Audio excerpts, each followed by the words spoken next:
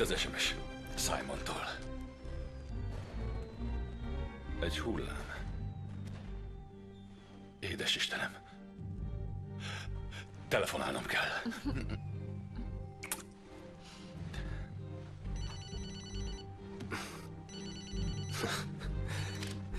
Tessék. Én vagyok. Megfejtetted? Az állandó, amit kerestem, nem egy szám. Egy hullám. Ha beillesztem a tervrajz egyenletbe, szünetet kapok, amit ha az előző Ájuláshoz adok, elárulja. Mit árul el Lloyd? Bár pontosan ebből nem derül ki. A következő ájulás 2010 áprilisában lesz. Vagyis az elkövetkezendő 2 nap során. Mark, ott vagy még? Áprilisban. 2010 áprilisában.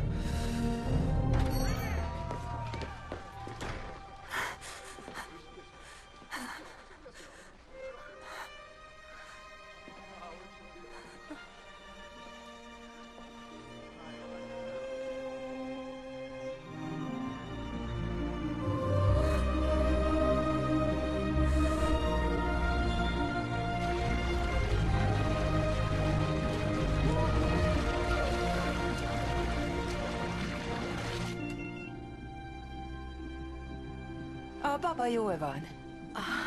Erős a szívverése. De kisfiú. Kisfiú? Csalódott? Nem. Csak meglepődtem. A jövő már csak ilyen. Igen.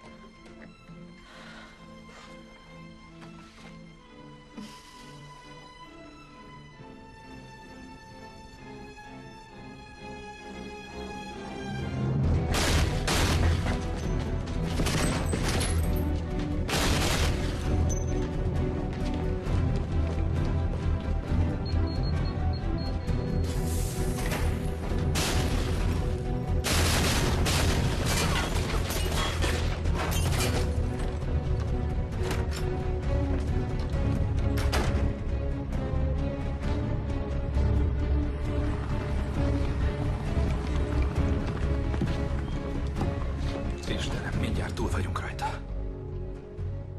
Minden újra a régi lesz. Amikor csak azt láttuk, ami előttünk állt. Üdv a jövőben.